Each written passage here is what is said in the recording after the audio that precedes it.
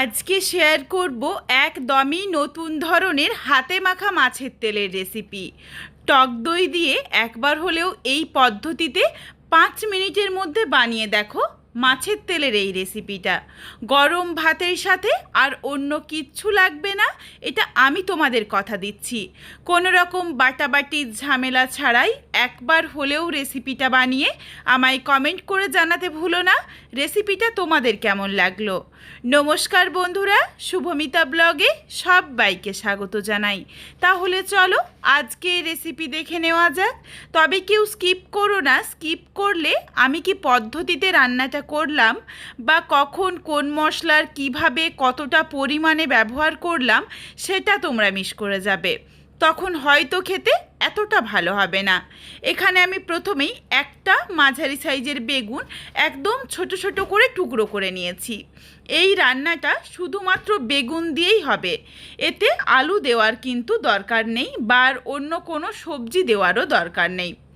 এরপর মাছের তেলটা দেখো আমি ভালোভাবে নাড়িগুলো বেছে ফেলে দিয়েছি, আর মাছের তেলটা ছোট ছোট টুকরো করে কেটে ধুয়ে পরিষ্কার করে রেখেছি।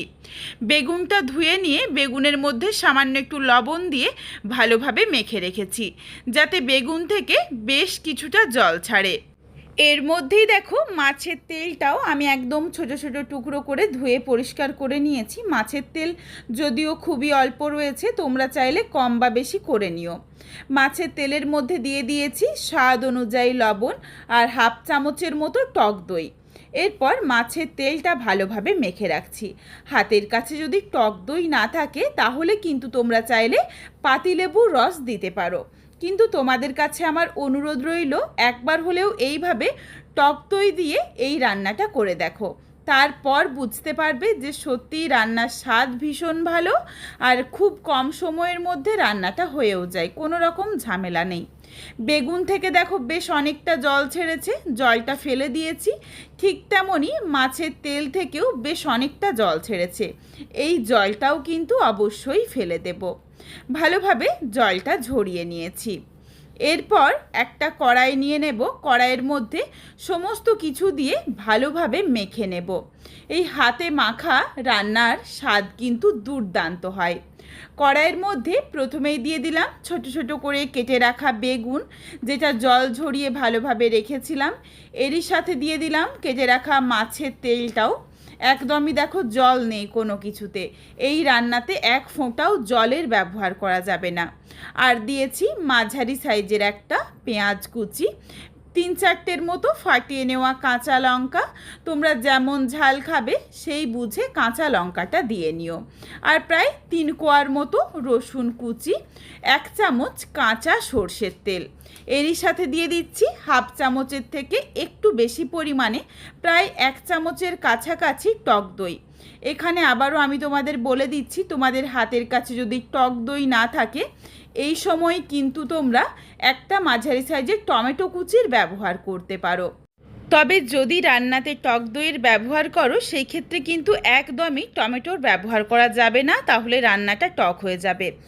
খুবই সামান্য একটু দিয়েছি লবণ, তারপর দিয়ে দিলাম সামান্য একটু হলুদের গুঁড়ো, জিরের গুঁড়ো, ধনের গুঁড়ো। লবণের পরিমাণটা কিন্তু খুব বুঝে দিতে হবে, তার কারণ মাছের তেল বা বেগুন এগুলোর মধ্যে আমি প্রথমেই লবণের ব্যবহার করেছিলাম। আর দিয়ে দিয়েছি ঝালের জন্য অল্প পরিমাণে লঙ্কার গুঁড়ো। ঝালটা তোমরা যেমন খাবে সেই বুঝে দিয়ে নিও, তবে এই রান্নাতে অবশ্যই কাঁচা লঙ্কার ব্যবহার হবে, তাহলে কাঁচা লঙ্কার একটা সুন্দর গন্ধ থেকে যাবে। আর তোমরা যারা একদম লাল লাল রান্না খেতে পছন্দ করো তারা চাইলে অবশ্যই এখন কাশ্মীরি রেড চিলি পাউডার দিতে পারো, বা দেখো এই সবজির জল যখন ভালোভাবে শুকিয়ে তেল ছাড়বে সেই সময়ও কাশ্মীরি রেড চিলি পাউডার দিতে পারো, তাহলেই একটা সুন্দর গন্ধ চলে আসবে। সমস্ত কিছু দিয়ে হাতে করে খুব ভালোভাবে মেখে নিয়েছি। ভালোভাবে মেখে নেওয়া হয়ে গেলে সামান্য একটু কয়েক দানা চিনি দিয়ে দিয়েছি, যাতে টেস্টটা ব্যালেন্স হয়ে যায়। তার কারণ বেশ কিছুটা তো টক দইয়ের ব্যবহার রয়েছে, চিনি না দিলে কিন্তু খেতে ভালো লাগবে না। আবারও একবার হাতে করে ভালোভাবে মেখে নিয়েছি। এরপর গ্যাসটা অন করে নিয়েছি। দেখো যখন সুন্দরভাবে কড়াইটা ভালোভাবে গরম হয়ে গেছে, এরপরই গ্যাসের ফ্লেম একদম লোতে করে ঢাকনা দিয়ে এটা রান্না হতে দেব। এই সবজির থেকে বেশ খানিকটা জল ছাড়বে। এই জলের মধ্যেই বেগুন বা মাছের তেল খুব ভালোভাবে ভাজা বা সেদ্ধ হয়ে যাবে। এই রান্নাতে কিন্তু এক ফোঁটাও জল ব্যবহার করা যাবে না। কিছুক্ষণ পর দেখো একটু নাড়াচাড়া করে মিশিয়ে নিয়েছি। জলটা কিন্তু এখনও অবধি ছাড়ছে। এই পুরো জলটা যতক্ষণ না অবধি শুকিয়ে যায়, এই জন্যই গ্যাসের ফ্লেম লোতে করে আবারও কিছুক্ষণ ঢাকনা দিয়ে ঢেকে রেখেছিলাম। আর অবশ্যই কিন্তু এই রান্নাটা গ্যাসের ফ্লেম লোতে করেই করতে হবে, আঁচ বাড়িয়ে দিলেই পুড়ে যাবে। তার কারণ এখানে টক দইয়ের ব্যবহার রয়েছে, এই জন্য কিন্তু কড়াইয়ের মধ্যে একটু লেগে লেগে যাবে। আবারও দেখো বেশ কিছুক্ষণ গ্যাসের ফ্লেম লোতে করেই রান্নাটা করে নিয়েছিলাম। যেটুকু জল ছিল জলটা খুব ভালোভাবে শুকিয়ে গেছে, আর বেগুনগুলোও কিন্তু সুন্দরভাবে সুসেদ্ধ হয়ে গেছে, একদম নরম হয়ে গেছে। এই সময় কড়াইটা আবারও একবার ভালোভাবে নেড়ে নিচ্ছি। যেটুকু মশলা লেগে গিয়েছিল কড়াইয়ের তলাতে সেগুলো একটুখানি তুলে নিয়ে আর ঢাকনা দেব না, ঢাকনা ছাড়াই এটাকে কিছুক্ষণ সময় নিয়ে রান্না করে নিয়েছি। সুন্দরভাবে দেখো চারিদিক দিয়ে তেলটা ছাড়তে শুরু করেছে, একদমই আর জল নেই, একদম ভাজা ভাজা মতো হয়ে গেছে। রান্নাটা একদম রেডি হয়ে এসেছে। এখানে আমি আর অন্য কিচ্ছু ব্যবহার করছি না। এরপর এটা নামিয়ে নিচ্ছি। তোমরা চাইলে কিন্তু বা হাতের কাছে যদি একটু ধনেপাতা কুচি থাকে ফ্রেশ, চাইলে একটু ধনেপাতা দেওয়া যেতে পারে।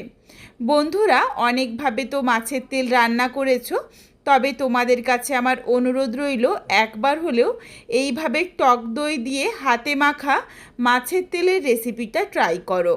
তারপর আমায় কমেন্ট করে জানিও যে রেসিপিটা তোমাদের কেমন লাগলো।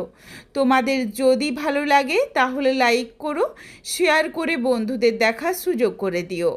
তোমরা যদি আরও এই ধরনের নিত্য নতুন ঘরোয়া রেসিপি দেখতে চাও তাহলে অবশ্যই আমার চ্যানেলটিকে সাবস্ক্রাইব করে পাশে থাকা বেলটি অন করে অল নোটিফিকেশান অন করে দিও, যাতে আমার প্রত্যেকটা রেসিপির নোটিফিকেশান সবার প্রথমে তোমাদের কাছে পৌঁছে যায়। আর অবশ্যই আমার চ্যানেলটিকে হাইপ করে দিও, যাতে আমি আরও এগিয়ে যেতে পারি, তোমাদের সাথে আরও নিত্য নতুন ঘরোয়া রেসিপি শেয়ার করতে পারি। আবারও দেখা হচ্ছে নতুন কোনো এক ঘরোয়া রেসিপি নিয়ে। পরবর্তী রেসিপি দেখার আমন্ত্রণ রইল। পুরো ভিডিওটা দেখার জন্য অসংখ্য ধন্যবাদ। সবাই ভালো থেকো, সুস্থ থেকো।